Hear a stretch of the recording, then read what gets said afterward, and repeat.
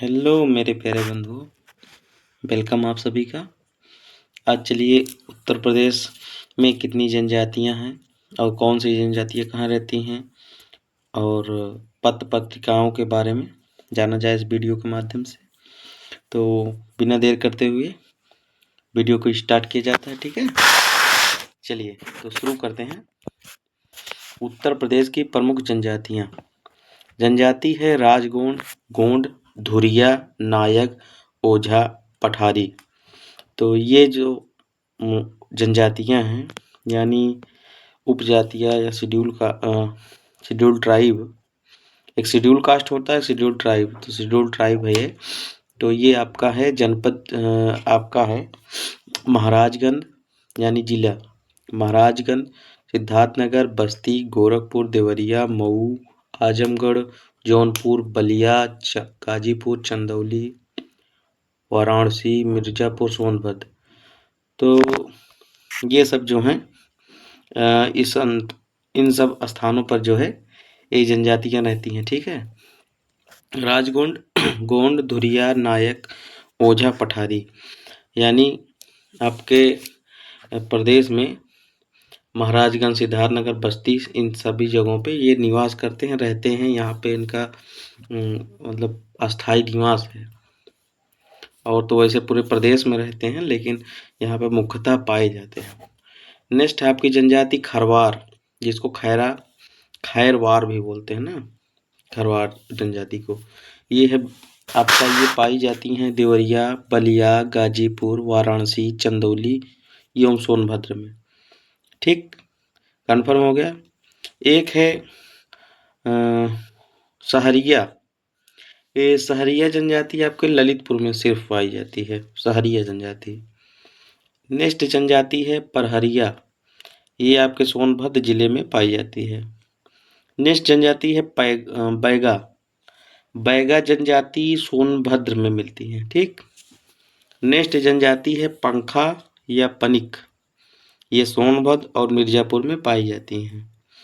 सोनभद्र और मिर्जापुर सटे सटे हुए हैं, तो दोनों जगह पे दोनों जनजातियां पाई जाती हैं। नेक्स्ट है अगरिया।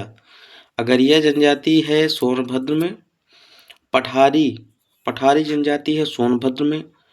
चेरो, ये भी सोनभद्र में है और चंदौली में भी। भुइया या भुनिया, भुइया और भुनिया दोनों जनजाति सोनभद्र में पाई जाती हैं। लगभग 70% जनजाति जो है सोनभद्र में पाई जाती हैं, ठीक है।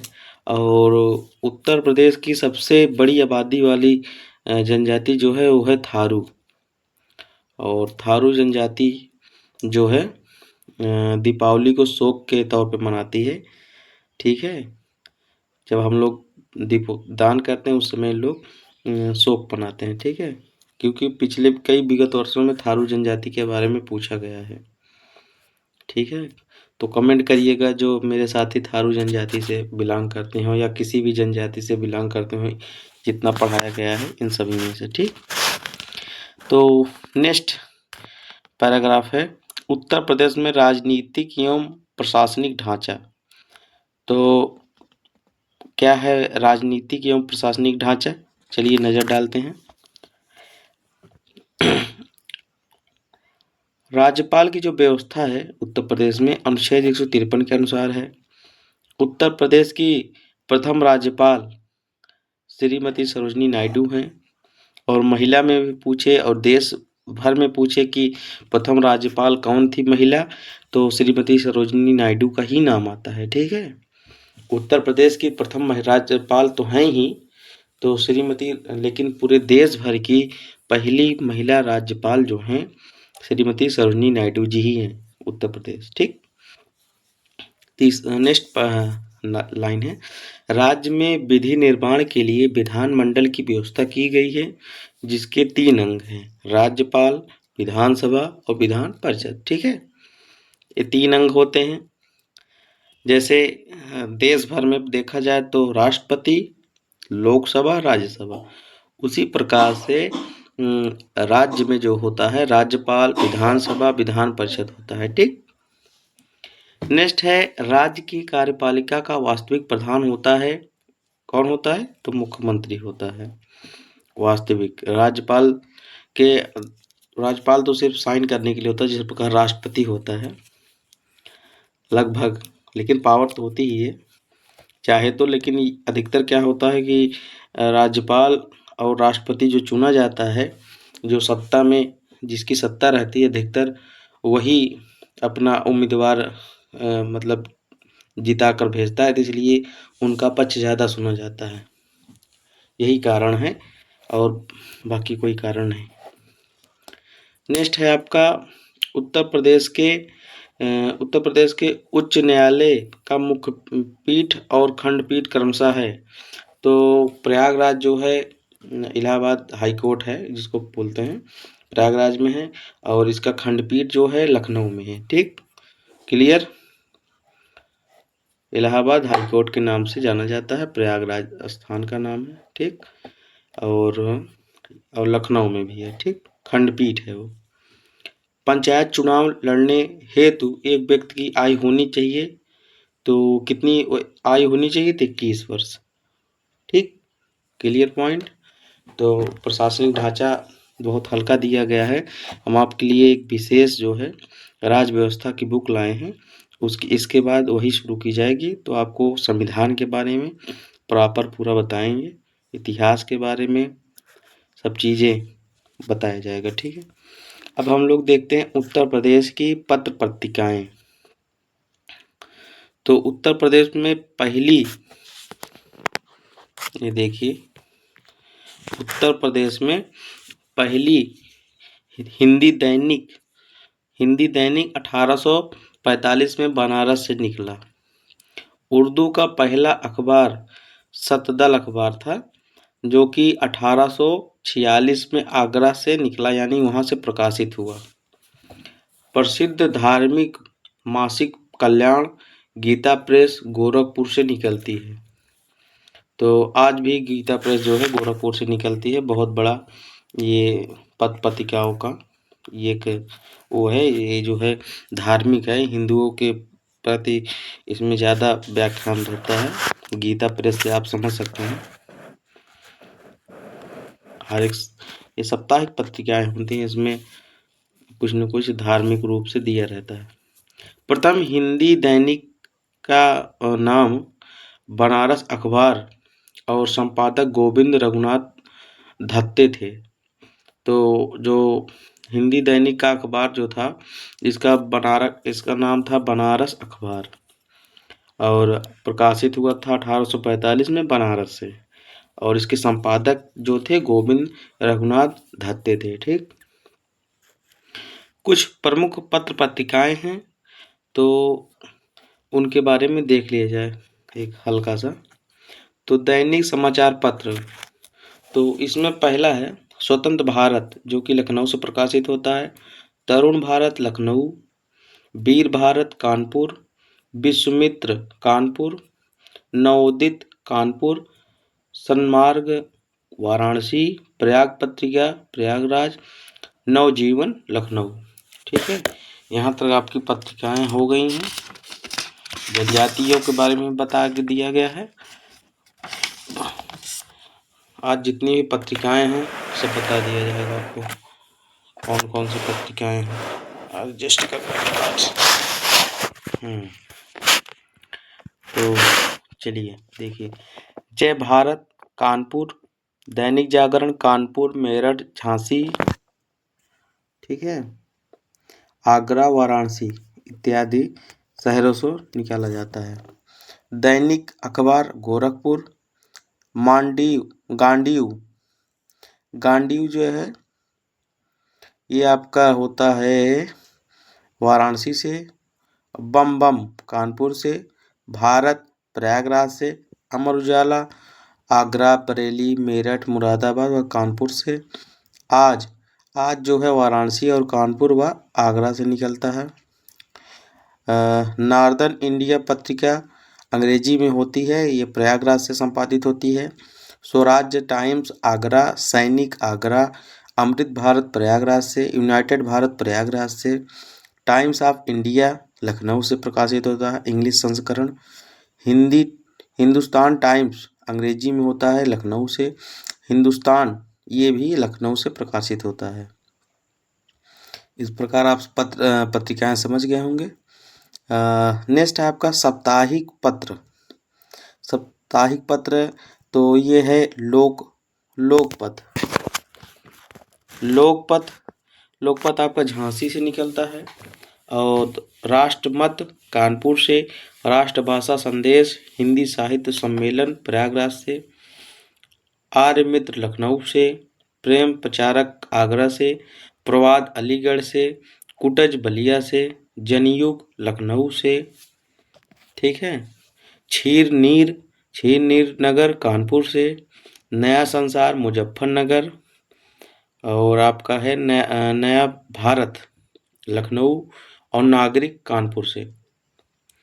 तो साप्ताहिक पत्रिकाएं ये जो फेमस हैं वो बता दिया गया आपको, ठीक है। नेक्स्ट है पाक्षिक पत्र पत्रिकाएं। तो कानपुर टाइम्स कानपुर से, नया युवक लखनऊ से, निर्माण मैनपुरी से, ये और भी हैं। तो प्रलयंकर गाजियाबाद से, उत्तर प्रदेश पंचायती राज, ये है उत्तर प्रदेश सूचना विभाग लखनऊ द्वारा। उत्तर प्रदेश पंचायती राज ये पत्रिका निकलती है आपका उत्तर प्रदेश सूचना विभाग द्वारा लखनऊ। विकास मार्ग जिला योजना कार्यालय बस्ती, ठीक है। आपका अब हम इसमें जो है मासिक पत्रिकाएं कुछ हैं, पत्रिकाएं उनके बारे में देख लिया जाए।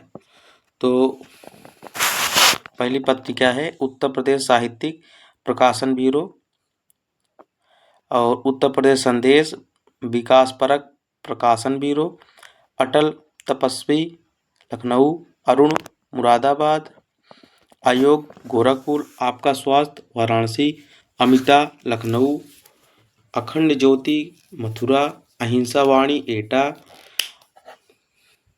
अग्रहायण ये आपका लखनऊ, आध्यात्म ये है आपका इलाहाबाद, अध्यापक संदेश मुजफ्फरनगर, गांव की ओर गोरखपुर जिला योजना कार्यालय, ठीक। फिल्म संगीत हाथरस बहुरंगी मेरठ शहर, बाल सखा इलाहाबाद, भारतीय शिक्षा कानपुर, बुनियादी शिक्षक कानपुर, लखनऊ है, करेक्शन कर लीजिए। बुनियादी शिक्षक जो है लखनऊ से, छात्र शक्ति जो है आगरा, धन्वंतरी अलीगढ़, धरती माँ गाजियाबाद, एकांत बरेली, ग्रामोत्थान जालौन उरई, ग्रामोद्योग कानपुर, ज्ञान भारती लखनऊ, जीवन शिक्षा वाराणसी, कहानी प्रयागराज, कहानीकार आपके हैं वाराणसी से। ये इतनी सारी पत्रिकाएं हैं, कभी कभार आ सकता है क्वेश्चन में, कुछ पूछ सकता है, लेकिन जो इम्पोर्टेंट वही आप देखिएगा, ठीक है। जीवन शिक्षा वाराणसी, कहानी प्रयागराज, कहानीकार वाराणसी, कल्याण गीता प्रेस गोरखपुर, माध्यम हिंदी साहित्य सम्मेलन प्रयागराज, ये आपका प्रयागराज में हिंदी साहित्य सम्मेलन, मनमोहन प्रयागराज, मनोहर कहानियाँ प्रयागराज, ये सब पत्रिकाएं जो पढ़ने में दिलचस्पी रखते हैं आज भी निकलती हैं, ठीक है। ये बहुत इम्पोर्टेंट है, ये भी पत्रिकाओं का निकलना, उसमें सब चीज़ दिया रहता है। नेक्स्ट है मनोरमा, ये भी प्रयागराज से निकलता है। मार्तंड मेरठ से निकलता है, और नई तालीम वाराणसी से, नोक झोंक आगरा से, प्रतियोगिता दर्पण आगरा से, राष्ट्र धर्म लखनऊ से। तो हम लोग पत्रिकाएं खरीदते थे जब कंपटीशन करते थे, तो एक पत्रिका आती थी प्रतियोगिता दर्पण, बहुत अच्छी पत्रिका है। आज भी जो IAS PCS तैयारी करते हैं, हिंदी इंग्लिश दोनों में भी आती है, तो वो लोग अवश्य खरीदते होंगे। प्रतियोगिता दर्पण बहुत अच्छा एक मासिक पत्रिका थी, ठीक। तो इस प्रकार से हम लगभग पूरा पत्रिकाएं जो है बता दिए। नेक्स्ट है आपका उत्तर प्रदेश में प्रमुख व्यक्तित्व, तो इनके बारे में देख लिया जाए। एक सेकंड। हेलो जी। तो उत्तर में प्रमुख व्यक्तित्व, तो पहला व्यक्तित्व है अमीर खुसरो जी। ये प्रसिद्ध किस लिए थे? तो फारसी के महान कवि एवं इतिहासकार थे। अमीर खुसरो के बारे में आप लोग जानते होंगे, ठीक है। एक बार तो पूछ लिया था अमीर खुसरो जी कहाँ से हैं, तो आप लोग कमेंट करिएगा कहाँ से हैं, ठीक है, बताइएगा, क्योंकि कुछ क्लासों में बताया थे आपको हम कहाँ से हैं। पिछली क्लासें देखेंगे तो आपको कंफर्म हो जाएगा, कमेंट करिएगा। नेक्स्ट है आपके टोडरमल, एक अकबर के भू भू व्यवस्था के संचालक थे। भू व्यवस्था मतलब जमीनी देख रेख सबका, अकबर के शासनकाल में सब कार्यभार संभालते थे, ठीक। नेक्स्ट है बीरबल जी। अकबर बीरबल की कहानी आप बहुत सुने होंगे। तो बीरबल अकबर के नवरत्नों में से एक थे और हास्य प्रिय व्यक्ति थे। इनकी आज भी मनोरंजन की दृष्टि से काफ़ी कहानियाँ अवेलेबल हैं और लोग सुनते हैं, अच्छा लगता है और ज्ञानवर्धक भी होती हैं, ठीक है। और नेक्स्ट है आपका नाना साहब।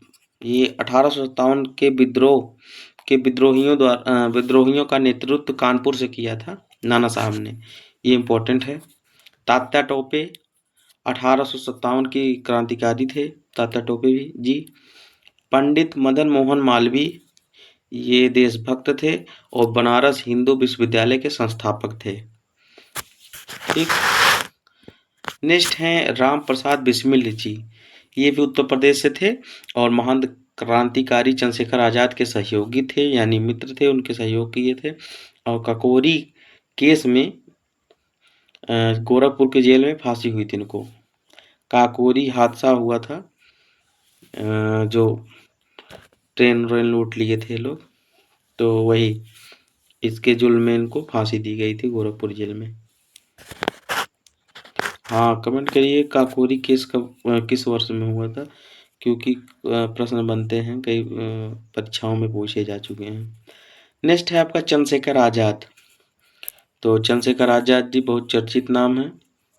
इनके नाम से इलाहाबाद में एक पार्क है जिसको चंद्रशेखर आजाद पार्क बोला जाता है। तो उसका पहले नाम था अल्फ्रेड पार्क, ठीक है, वर्तमान में चंद्रशेखर आजाद पार्क नाम है।